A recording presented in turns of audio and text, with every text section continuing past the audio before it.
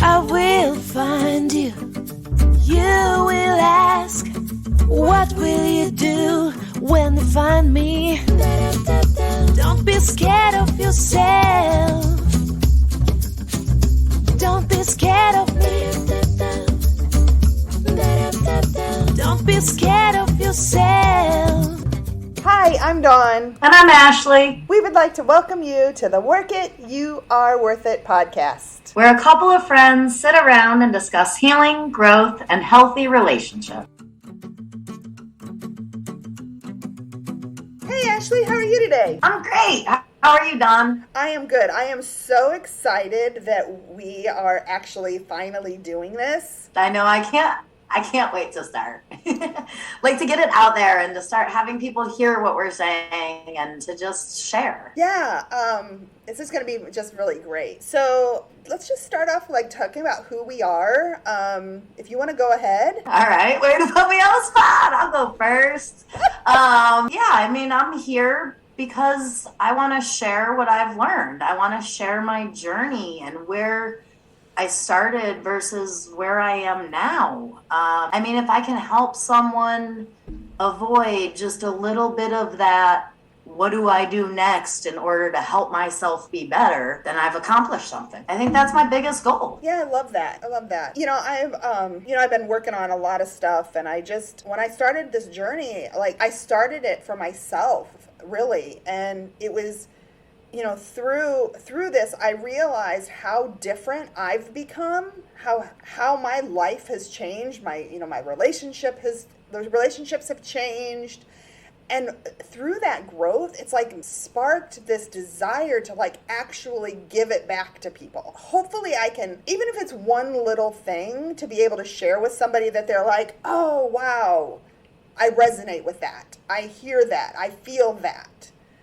Yeah. But then all of this work, which we both know is so hard, is worth it. It's just going to make it so worth it. Yeah, for sure. I'll never forget when I started this journey, I had absolutely no idea who I was. I didn't know what I wanted. I didn't know what I felt. Actually, the only thing I knew that I felt is that I wanted to run away from everything. And now I don't have to run away. I don't feel like I need to run away. I have the tools to handle everything that life throws at me. And I want to give that back. I spent so many years looking for those tools to just be able to share them with others. Yeah. Earlier we were kind of texting back and forth, and we were kind of talking about, I asked you the question of, who am I? And I remember when I was creating the website and working on the website, and I knew I wanted to put that section in there. I didn't realize still, even after all the work and after all of the, through the journey, that I still would struggle with being able to put who I am into words. Instead of who others think I am. Yes. Or who I want others to think I am. Even better, right? That's my whole life. Yeah, I've spent well over a week, a solid 7 days, contemplating and considering how I wanted to write who I am. And a lot of it was all about what I want other people to think about me, or what I want, even with all the self-awareness and all the growth, right? That's still the default, right? Immediate thought is who do I want other people to think I am? And that's what I'm learning to not care about. Yeah. So how, one of the things that when I was doing it, it was trying to come up with mine, was it made me really think about what I want to be. And I heard, I can't remember, it was a podcast. I can't remember which podcast it was. But they actually mentioned about most people do their who am I as a snapshot, like a moment, like who am I right this moment. Right. And they said what we should be looking, or most people should be doing, is looking at them, who they are, as something fluid. And for me, that, like, I loved that. Because, like, I'm somebody different every day. I mean, Yeah. I don't know what I'm going to wake up feeling like each morning, or, you know, something happens at work and all of a sudden it just puts me in this, like, it flips something and then I'm not like where I was earlier in the day. But I do know, like, where I want to be, where I want to go. And that's kind of like this journey with this podcast, and, you know, on the website and all that other stuff. It's because, like, I want to always be evaluating my behaviors, my actions, and giving back. Yeah. Yeah. I mean, and that fluid, right? Ever changing, ever growing, ever evolving. That is a part of who I am. Because if that fluidity isn't there, then I'm stuck in those old habits and those old thought processes. And those are the ones that brought me to my lowest point, right?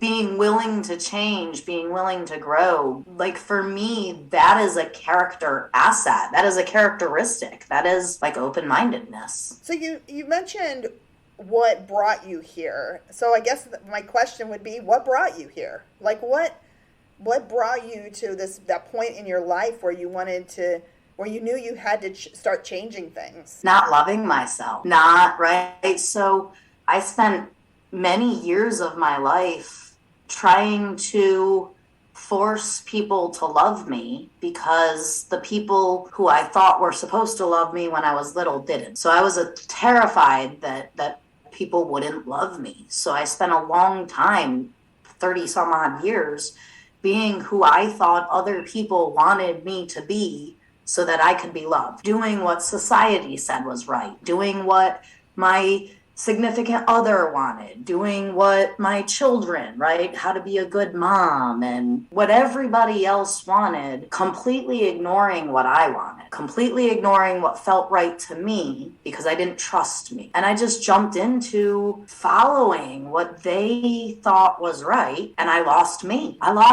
That's what brought me here. I lost myself. I lost faith in myself. I lost love for myself. You know, it's interesting because you and I have been talking for, you know, many years, and I know your journey, you know my journey, and we're just deciding to share them now. But something you just said really, like, resonated with me was that I did used to know who I was. There was a time in my life where I did know me. I was in connection with me. And I'm not saying that I picked healthy relationships. That's not what I'm saying. But I did know what I wanted in life, who I was in life, and I lost that. That is such a great way to say that it wasn't, I just lost who I was. And, you know, very much kind of, you know, losing touch with who I am, not being taught that it was okay to stay authentically who I was, right? Clearly not trusting myself, and still to this day struggling to trust myself all the time. You know, one thing we always mention is, you know, we're progress, not perfection, and I am definitely a work in progress. And some days I'm great, some days I'm not.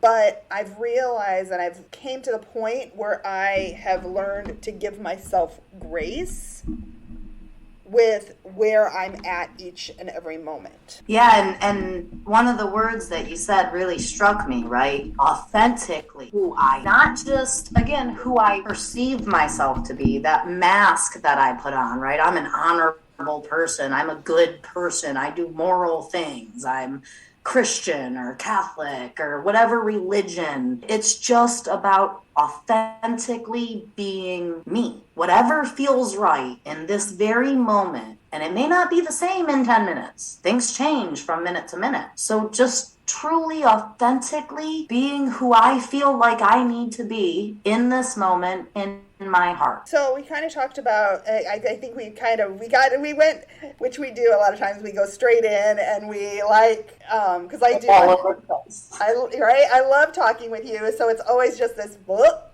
But so let's get back to who we are. So I think let's introduce ourselves, tell maybe a little bit about ourselves, just because we are, like, make us a little bit more relatable maybe to everyone. So my name's Ashley. I'm a mother of 3.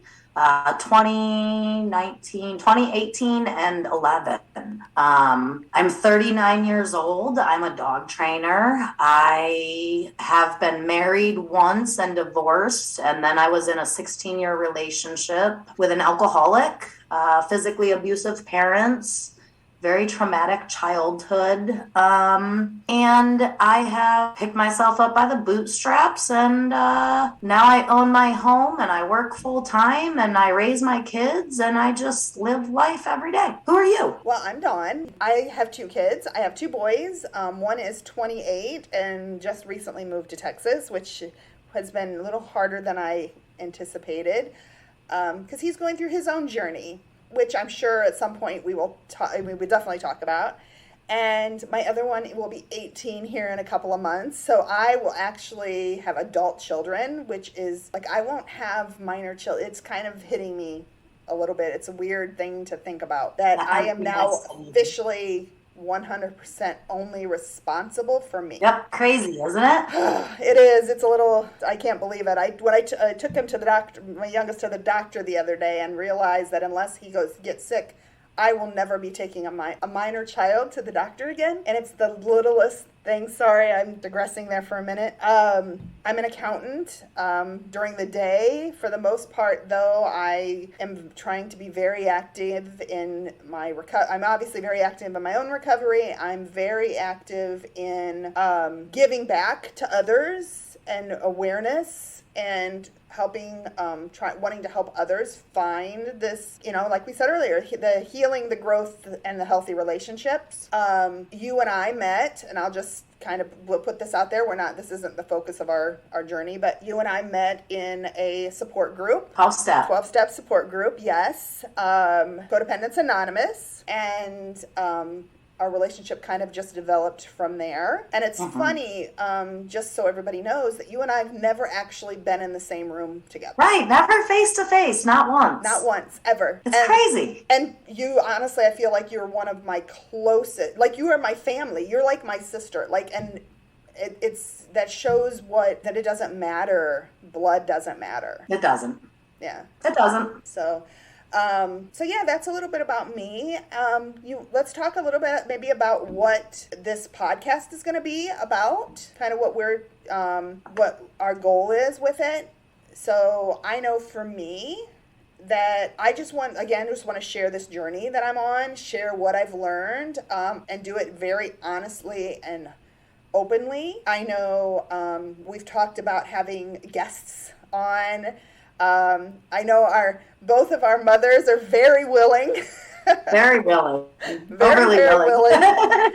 Which says a lot for our journey, for our change in our behavior, because we've changed those relationships. Not that they're perfect, but we've changed our behavior, which kind of... Absolutely. If you'd have asked me 10 years ago, if me and my mother would have done a podcast together, I would have laughed and thought you were crazy. Right? Oh, I know. It's insane.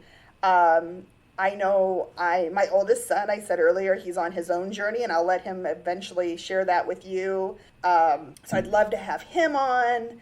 And I'm sure we've got some mutual friends that we've gained relationships with that would be more than happy to come on with us. Absolutely. And who knows, maybe we'll get some professionals in the field someday.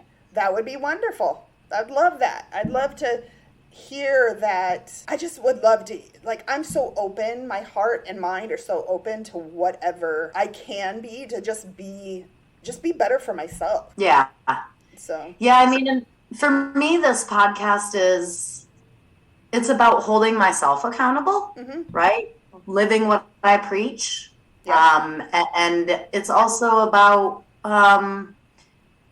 I kind of said at the beginning, is sharing the one thing that I found. I've searched for 39 years. For my entire life, I have searched for the one thing that would help me understand how to be okay in my own skin. And I found that with 12 steps. I found that with 12-step recovery. And there's so many different, programs, NA, AA, CODA, OA, all of it. Right. But it's all based off the original 12 steps. And I think that just sharing those tools, right? Helping myself by sharing and helping other people just by sharing. And the one thing I want to demonstrate to others or to share with others is those promises, right? We have absolutely. Those 12 promises are exactly that. They are promises of what life can offer. And if you don't know what those 12 promises are, you can as an audience, you can go out and you can find them on the internet. They are out there. So, but yeah, that is something I would really like to be able to give back to people. The other thing is, we talked about this website, which for everyone, it's the website is the www. I don't even know if you have to say that anymore, but I am. That might be dating me a little bit, but it's www.workityourworthit.com. No punctuation other than the .com. And out there's a comment section or ask your questions. And I think that's something else we really are trying to incorporate into this is for people to email in questions. If you go out there and ask your questions and if you want to know something, about us, I'm coming in here authentically and honestly. If somebody wants to know something about me, there's not much that I won't tell. I'm an open book. Right. Absolutely. And I think part of it too is like every week when we meet and we talk about this stuff and set this podcast, we'll have like ideas, things we want to talk about, things we're going to focus on, and maybe all of the promises, right? Through 12-step groups, because those, like you said, the promises are what these groups offer. This is the way our life can change. Right. I think that's great. I think different topics every week and just sharing our experience, strength, and hope and our lives and being vulnerable and intimate with each other and with our audience, whoever that may be. Yeah, and I want to talk about the tough things as well, right? I mean, so many times, I know in our group we talk about sex, we talk about intimacy. We've been talking, we want to talk about finances. We want to talk about, all that tough stuff that people are just not authentic about. I talk to so many people that think they have this deep, dark secret. And then when they share it, I'm like, oh yeah, I've heard that before somebody else told me about, whatever. And they're like, oh. Like it takes, when you realize that you're not, as we like to say, you're not that unique, right? Then you realize it takes some of that power out of that deep, dark secret. Yeah. Yeah. For sure. So I'm very excited about those tough conversations as well. I would love the audience to suggest topics and things they want to hear. Yeah. I mean, questions that you have or even just relatable things like, oh, hey, you mentioned that you grew up, I threw it out there. I mentioned that I grew up in an extremely abusive childhood, a traumatic childhood, right? Maybe somebody wants to hear about that, or maybe they just want to know how they can heal from their own. Ask the question. I'm happy to be the guinea pig. I'm happy to throw my crap out there for the rest of the world to see if it helps me and other people, because I get as much out of it as anybody else will. Oh, right. I mean, let's be honest. I mean, I know from myself that I'm doing this podcast for selfish reasons. Absolutely. I want something out of it. I need to get something out of it. And my higher power, that's another topic we're going to talk about. We'll talk about what higher power looks like versus God and that concept. And I'm just this blank canvas that my higher power is going to just put on it what it needs to hear in that moment, in that moment in time. Yeah. Well, let's start our first podcast here with maybe our first topic. We kind of did some research before we got on here on what is codependency. That's our major connection, like you said, Codependence Anonymous, where we met. And this is what brought the 12 steps into my life. First was being with an addict. And then when he went into rehab, finding Coda. So codependency, we did a little research, and there's several different meanings in different dictionaries. And then there's a couple dictionaries that don't even have the word codependency. But we kind of found one that we agreed on. What was that? So Psychology Today, there was two actually. There was a APA dictionary and then Psychology Today. And I'll just read both of them and then we can go from there. So Psychology Today says codependency is a dysfunctional relationship dynamic where one person assumes the role of the giver, sacrificing their own needs and well-being for the sake of the other, the taker. The bond in question doesn't have to be romantic. It can occur just as easily between parent and child, friends, and family members. And then APA dictionary describes it or defines it as this. The state of being mutually reliant, for example, a relationship between two individuals who are emotionally dependent on one another. A dysfunctional, or two is the second definition of it, a dysfunctional relationship pattern in which an individual is psychologically dependent on or controlled by a person who has a pathological addiction. And that again was from the American Psychological Association. So I don't know that I agree with either one of those 100% of the way. I like the first one you read. That was from... the Psychology Today. Okay. I like that one a lot better than I like the second one. I'm surprised that APA had that the way they did. For me, codependency, I like the giver versus the taker, but it's not about the other person, right? For me, codependency in my mind is about me filling myself so full of everyone else that there's no longer room for me. See, to me, that is a perfect definition of it. That is a perfect definition of it because that is what, for me, what I have experienced in my codependency is that I fill up everything, like literally from hair follicle to toenail of everybody else or everything else. Because it's not just about other people, right? It can be, I'm a workaholic. It can be, I'm I'll say this, I'm a recovery holic, right? It can be to that extreme. Yeah, or I'm OCD, or...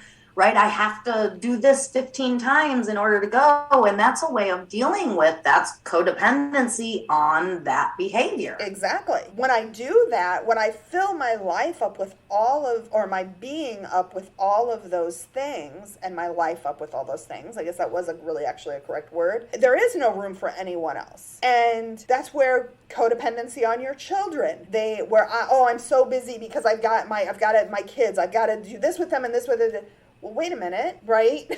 That's an unhealthy behavior where my significant other is the focus. If my job's the focus, my parents are the focus, working out, eating healthy, like right there, we tend to use that pendulum as an example of where it's all one way or all the other, and it shouldn't it be about balance? That's a big thing, I think, with codependency is it's out of balance. I am out of balance. The relationship, the situation, it's out of balance. Like, I'm so full of my spouse and my kids and my mom. I'm worried about who's doing what and going where with who and what they're saying. I'm so full of them that I can't even focus on the fact that I feel sad, or that I miss my grandpa, or, right, I have to ignore those feelings because I got to take the kids to baseball, and my alcoholic husband might be at the bar, so I got to go find him, and then I got to go text my brother and make sure he's not fighting with his girlfriend. And this isn't my life. I'm just throwing examples out there. Let me just put that out there because people I love will be listening, including my brother and my husband, who's not my husband, but I do call him that sometimes. Anyways, it's right, a whole big... codependency is being so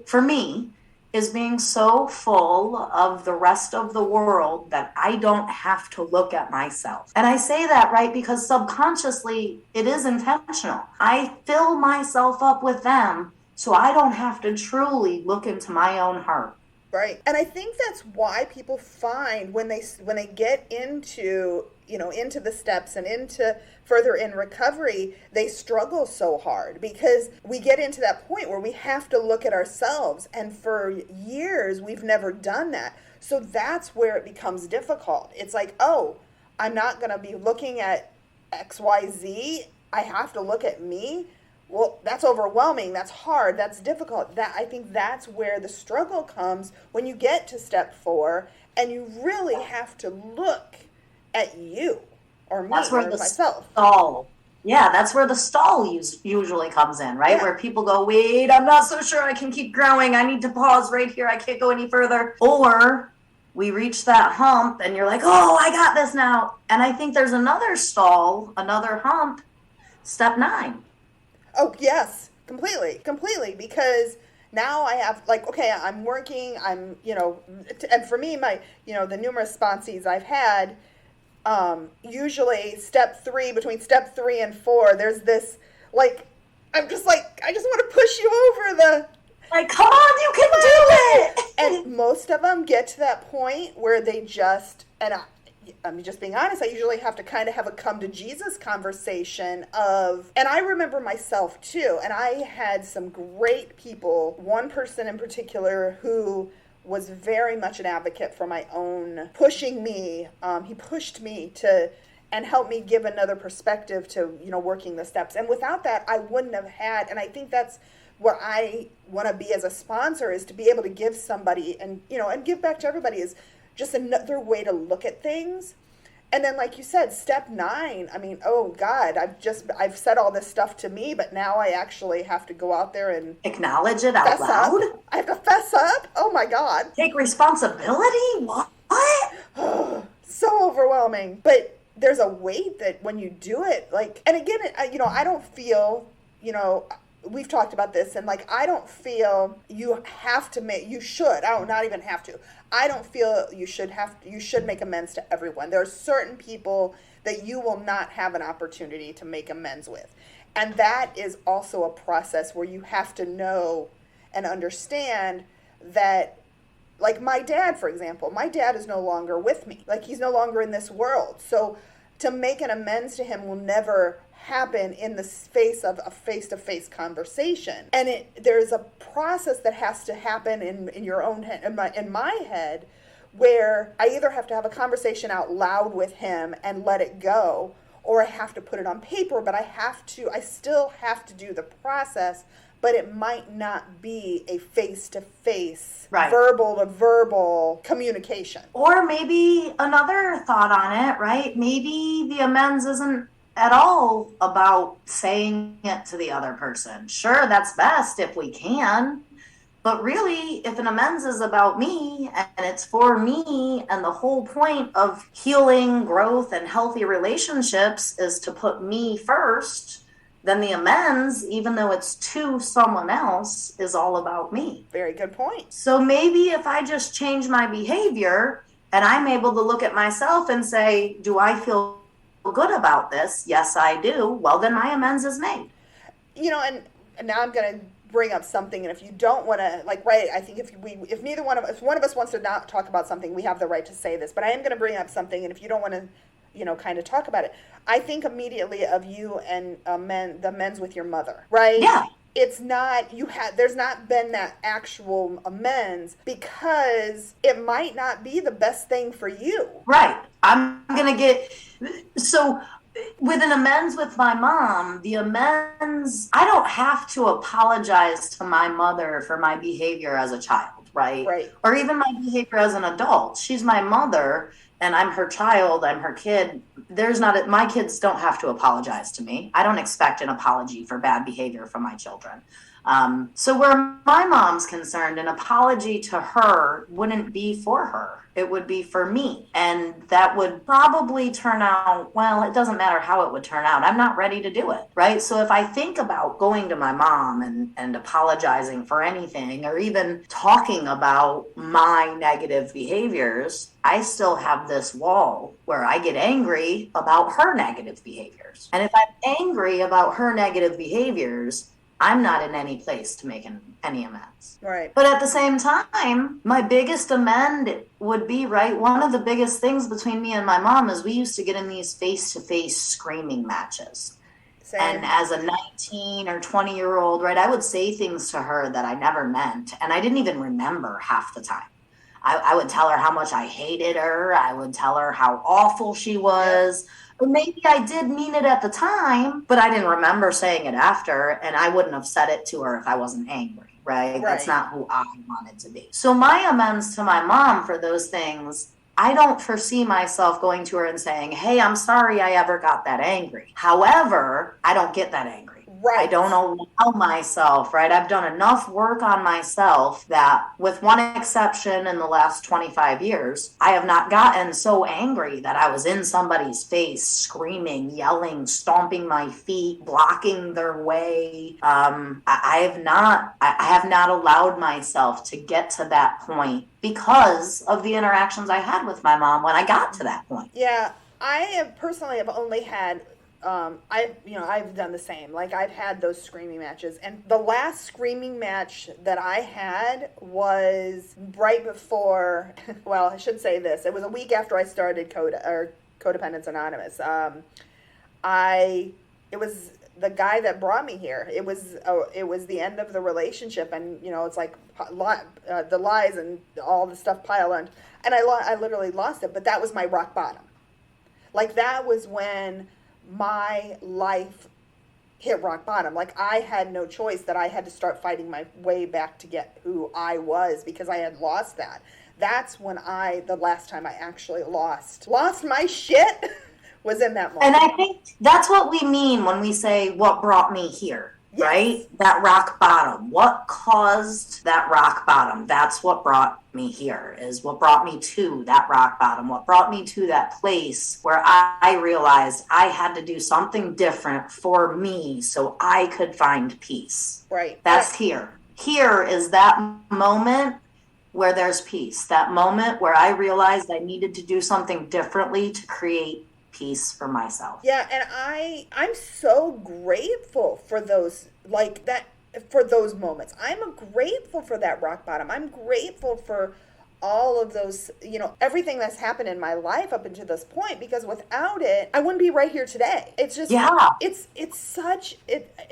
I know that floors people when they, and I remember it did you. I'm like, well, something that's flooring me, right? I'm grateful that Nick, my significant other, my daughter's father, I'm grateful that he's an addict. I'm grateful that he went into rehab, because had he not gotten to the point he was at, I would have never met you. I would have never met a lot of the people in my life. I would have never found the 12 steps. Exactly, right? It's the guy brought me here, the cheating. I can sit here and say, I'm grateful it happened. I'm grateful. And people are like, what? But yes, there was a lot of heartache and a lot of struggle. And I know in your situation as well, but being in a relationship with an addict, that it was like beyond hard. But like you said, without it, I'm so grateful for that rock bottom. It's the best thing that has ever happened in my life. And go ahead. Even my childhood, right? Yes. Even the physical abuse, the mental and emotional, the neglect, the abandonment, all of those things that were absolutely god-awful situations made me who I am. They didn't make me. The trauma didn't make me. The trauma gave me the strength to make myself. Yes. Yep. I remember the first time I asked you, I told you to find the gratitude. Be grateful. Be grateful. You thought I was crazy. I didn't know how to be grateful. Right? How on earth can I be grateful for this man going behind my back and spending all kinds of money on pills? And how could I be grateful that I found an addict? And now I get it. I get it. And it takes that weight. It takes the poor me. It takes the where I would beat myself up because I shouldn't have done this, I shouldn't have done that, or I should have done this, it takes all that away. And then when you do, there's like this peace and this freedom that comes, and then that's when you truly can start that process of finding growth, finding the healthy relationships, and find healing, because I got the fuck out of my own way. I had to create space within me in order to grow. I was so full of everyone else that I didn't have a moment to examine myself. So as soon as I found 12-step recovery, and as soon as I stopped worrying so much about what he was doing or where they were going or what she was saying or what my mother thought or what my uncle wanted, right? As soon as I stopped worrying about everybody else, it created this emptiness inside of me.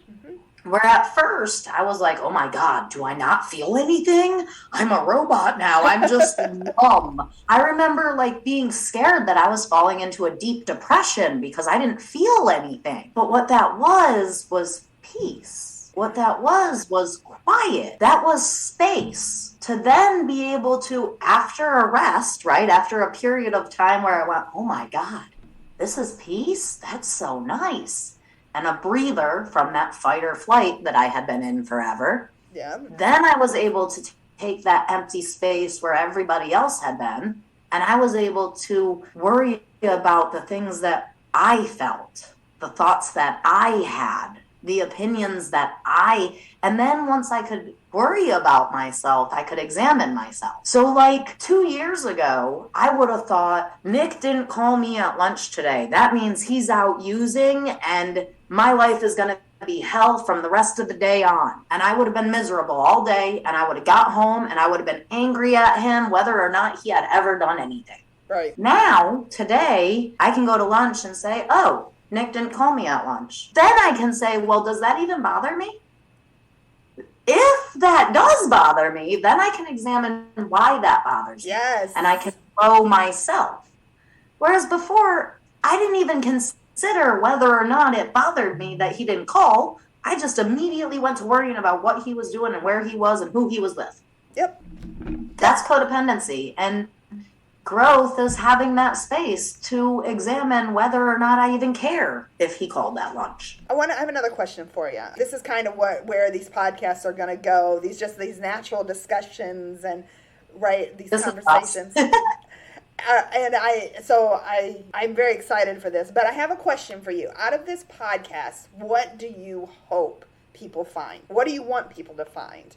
What do you want people to get out of it? That type of a question. That's what I'm trying to ask. I want people to find a safe, intimate, vulnerable space where they can relate or not relate and grow, right? If you relate and you feel what I'm saying and you can take in what I have and you can grow from that, that's you got everything I hoped from this podcast. And if you don't relate to what I'm saying, but you can turn it into something you do relate to, that's awesome too. The reason I asked is because I'm sitting here and the question popped into my head, and I shouldn't say the question did. The one word popped in my head as I'm talking, and it was hope. That's what I want people to get out of this, is hope, that there is an opportunity to have something new in their lives, hope that they can be different, hope that they can find and have new and healthy relationships, hope that I can change without losing myself.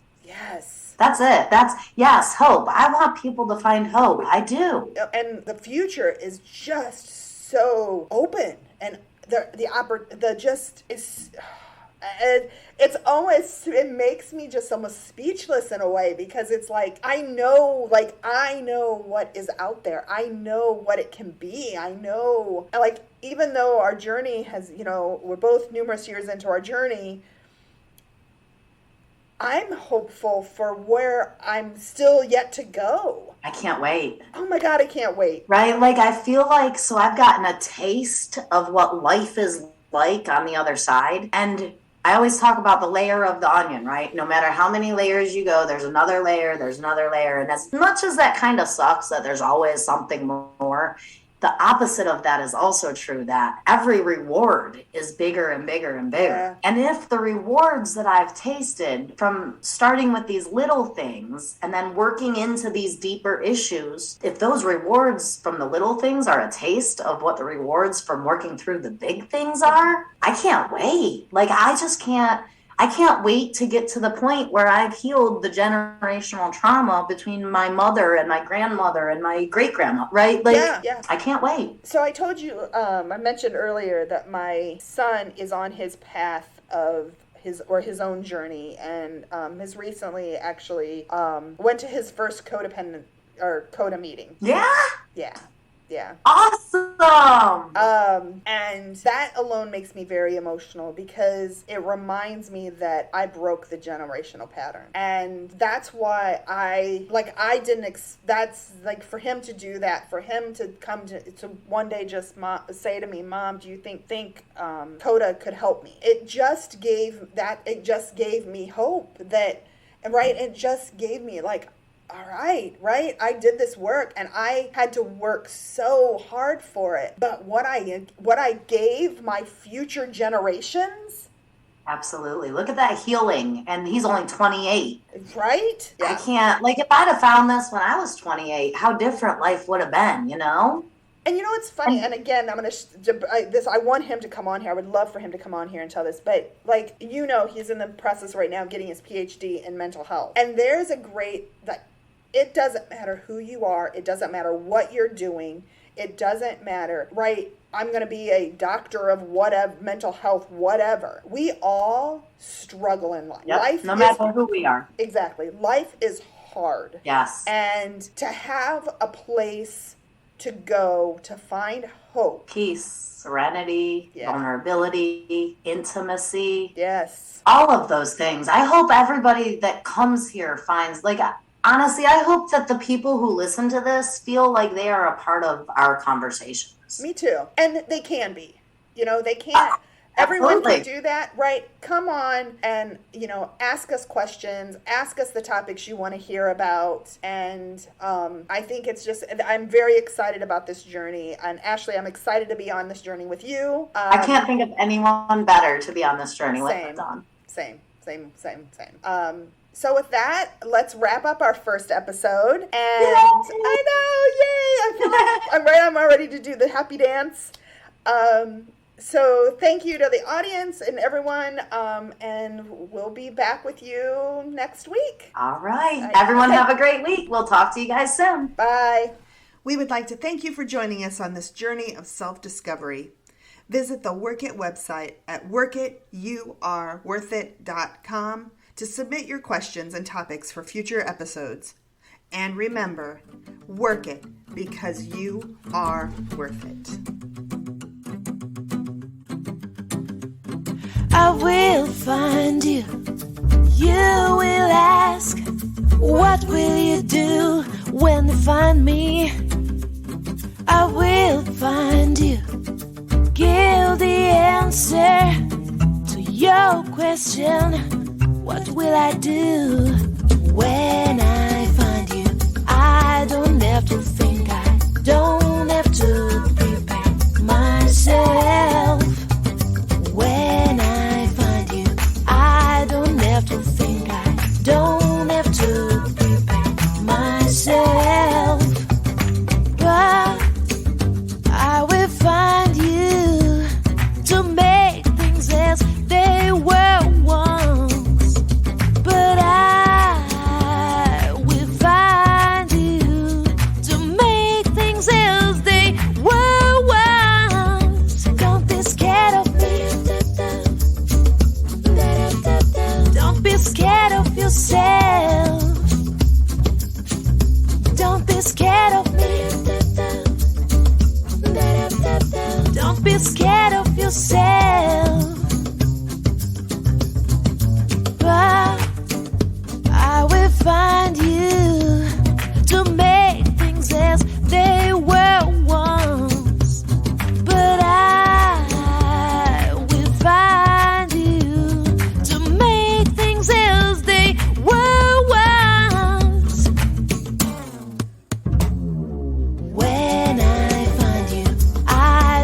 dare to think I don't